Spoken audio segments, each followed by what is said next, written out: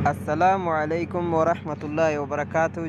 Jirtu kabajamtoota fordoftoota maatiiwwan chaanaalii seerutuu bida bakka jirtanitti nageenyi kiyya kan onni irraa ka'e isin bira haa ga'u isiniin jedha. Kabajamtootaa fi hordoftoota kiyya har'a waan tokko walitti agarsiifne jechaadha.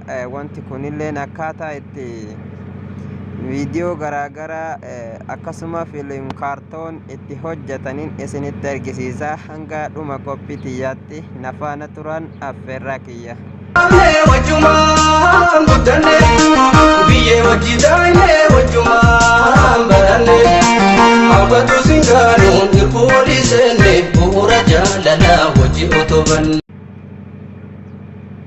Egaa kabajamtoota hordoftoota keenya aappii kana jechaadha pilotoogaan jettanii hin buufattu. Aappiin pilaastorii keessatti ni argama. Isa kana pilaastorii keessaa buufattanii akkasitti keessa seennee walumaan laalla. Amma akkaataa itti fayyadama isaa isinitti hin argisiisa.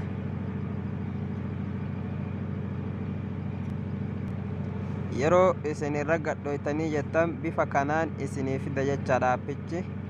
Eega inni haala kanaan isinii fidee jedhe kireet viidiyoo bakka jettu tana tuyna. Samboodarraan asirratti bakka teessuma namoota akkasuma mana garaagaraa nuuf fidaa jechaadha. Sarara gubbaa kanarra tuyna.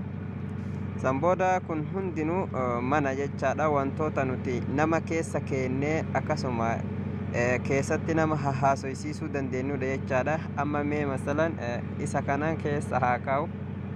Bakka tana filadhaa jechaadha. Amma akkamitti nama fudhannee as keessa kaa'uu dandeenya jettanii yoo jettan kunoo namni bakka diimtuu tana tuyidheeti fidannaa jechaadha. Kunneen amma namoota ani hojjadheedha. Namoota akkana akkaataa itti hojjettanis isinitti argisiisa. Kunoo asirra tuyixanii wanta akka mataa namaa tana ta'edha umbiri jirtu.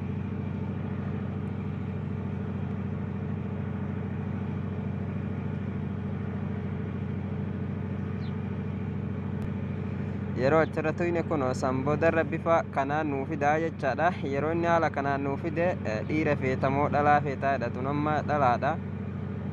Akkasuma feel jetti jechaadha. Feelii tanarra gara meeliitti deebifna. Meel jechuun wantoota jala kana jiran sadiin kana keessaa kan gara harka mirgaa dhiira jechaadha. Dhiira irra deeffanna. Sambooda dhiira bifa kanaan nuuf fida. Achi booda wantoota as jalatti argaman kanneen mataa namaa akkasuma mootu rifeensa namaa areeda ija manzaraa huccuu gubbaadha akkasuma surree yookaan kofoo bifa kanaan jala kana jira jechaadha. Wantoonni kun kophee hanga ga'u wantoota kana keessa deemnee itti filannaa jechaadha. Viidiyoon har'aa kun garuu dheeratu mala yoo isinitti dheerate kutaan gad isiniif dhiisa. Eegas awwala sirrii mataa namaa sirreeffachuudhaaf waan ta'eef bakka mataa kanarra tuyina. Asnu kaleessaa jechaadha. Samboodarra fuula isaa kana qal'ifnee bareechisuudhaaf ka jidduu kana filanneemme bifa kanaan fuula isaa bareechifnaa jechaadha. Sambooda rifeensa isaa ka gubbarraa daalacha kana gurraachatti jijjiirra. Rifeensa jala kanarratti isinii baasa jechaadha. Qalamiiwwan tanneen keessaa gurraacha kana filanna gurraacha ta'ee jira jechuudha. Amma akkasuma wanti irraa irratti manzaraa ijatti kaa'uu yoo barbaanne bakka tana tuyna. Bakkuma manzaraa tana tuyna jechaadha. Manzaraa itti kaa'uudhaaf waan feeneef.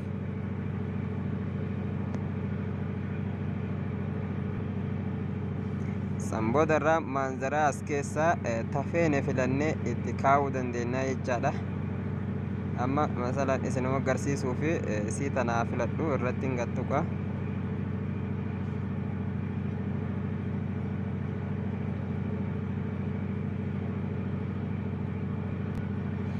Isii tan itti kaadheetiin jira jechuudha. Amma keessa deeme gurraatti itti deeffadha. Kinoo haala kanaan itti deeffadhee jira jechaadha. Maammadoon sirraa jira amma kun akkuma argitani.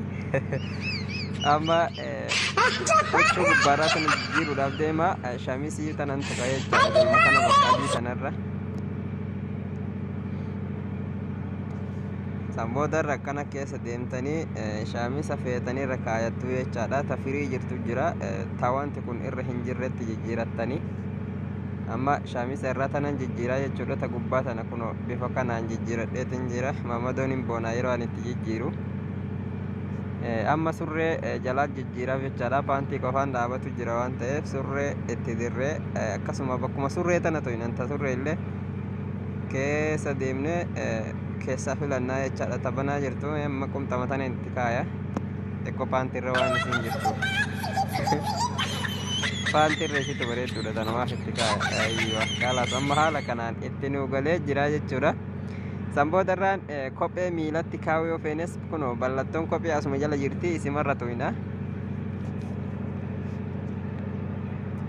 mallattoo kophee irra yeroo tuyne kunoo bifa kanaan kopheewwan illee nuu fidaa jechaadha kophee illee taffeen ilaallee keessaa kunoo aaskoon ka ajaa'ibaattu jira akkasuma qodaan ka addaattu jira kopheen shamaraallee bifa feetaniin jirti jechaadha tanniin keessaa mi'aan amma kophee kana ofii kiyyaa duraan fedha waan ta'eef isanitti kaaya amma kopheewwan kanas jaluma kana kalarii kana laaltanii bifa babbareedutti jijjiirtu jechaadha kunoo akkuma argitan kanoo bifa kanneen itti jijjiirtanii jechaadha inni uga jedhee akkatti ifirratti ilaala kophee yeroo isin itti toltu amma bifa kanatti jeeffannee qalamii kanarra deebisneettiniin isinitti argisiisaa jechaadha akka itti fayyadaman amma yeroo bifa kanaan hunda isaa hojjettanii xumurtanii jettanii achi deebitanii mallattoo gubbarraa tana tuyxanii if duuba irraa deebitu jechaadha duubatti isinii ba'a innumtu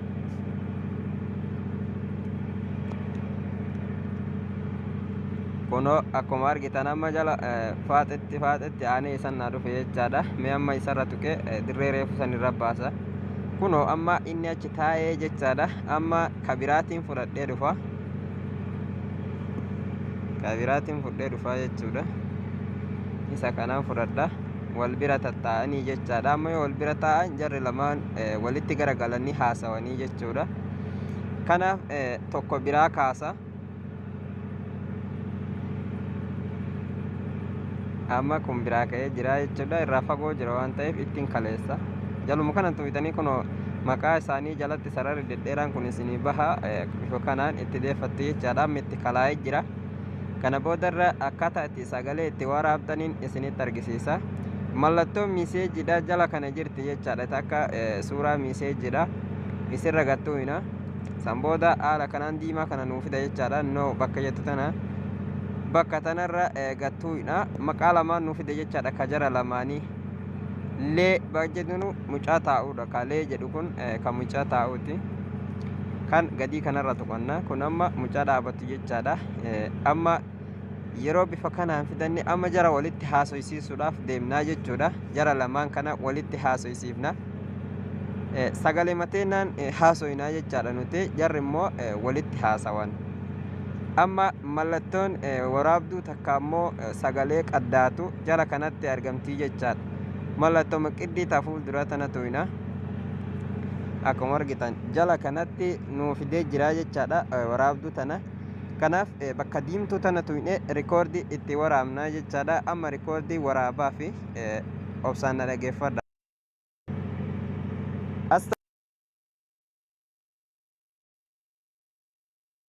amma itti waraabee jira jechuudha meen ilaala assalaamu alaykum warahmatullaahi wabarakaatu kanoo sagaleen tiyya sala gartee jirti jechaadha kanaaf amma ka salaamata gaafate kana salaamata isaa akka inni deebisuuf godhuu fi mallattoo miseejii fuuldura jirtu tan ammas isima tuyna jedha jala sararroota jala akhirarra jiran kana keessaa ta mallattoo miseejii fakkaatu tana tuyna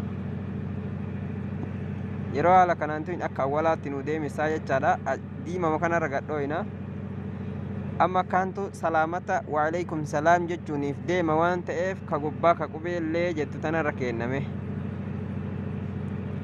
akkuma argitan amma kaameraan isatti achi garagalee jira jechaadha ka yoo dura kaameraan kana waraabe amma ammoo achi garagalee ka taa'u san waraabutti jira jechuudha amma ka taa'u sun akka sagalee deebisuuf goona sagalee mateennaan haasoyna nutis amma yeroo kana kanarra gattuuna jechuudha bakkuma sagalee waraabaniin ta duraa sanirra tuyna ammas mallattoo diimtuu jidduutti argamtu tana tuyne waalaikum salaam jenna sagalee mateennaan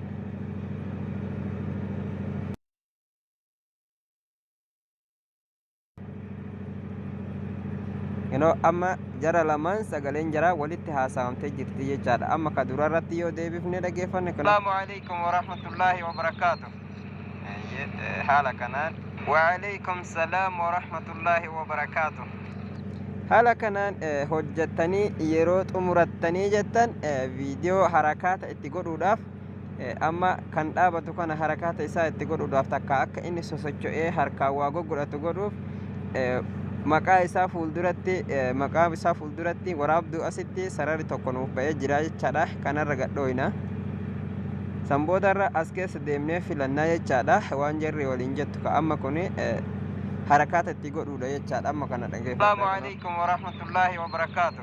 Akkanatti bifa kanaan keessa deemtanii kanneen keessa kolfisiisuu yoo feetan akkasuma immoo wanta garaagaraa irratti hojjettanii harakaata garaagaraa isatti godhuudhaaf kunoo amma akka nama waa dagateetti yaadaa jechuudha. Ammaan tana quba ifiitiin itti akeekee waa jedhaani amma immoo asirratti quba itti laateeti maal asii goota fa'a bisaa akka nama jedhuuni akka nama garamiin as dhufte fa'a jedhuunitti quba itti akeekaa jechuudha. Bifa kanaan harakaata garaagaraa itti godhuu dandeettanii jechaadha kabajamtootaa fi hordoftoota kiyyaa. Amma akkamitti gabbuufannaa yoo jettanii gara harka mirgaatti xiyyi takka samitti ol garagaltee jirti gubbaa irratti jechaadha. Xiyya sanirra dhooyna san boodarra kunoo jala kanatti nuu fidaa jechaadha. Jala kana bakka boora tana dhooytanii san boodarraan mallattoo jala kanatti isinii baatu lamaan keessaa tafeetanirra dhawattuu jechaadha. Ta gubbaallee hin buufti ta jalaatti isinii buufti jechaadha. Haala kanaan isinii fidaa sarara kana haga gara dhumaatti inni achi fixu eeydanii gasii immoo koppi gootanii jechaadha. Gara dhumaatti achi hafitu fuuldurumatti eeggadha.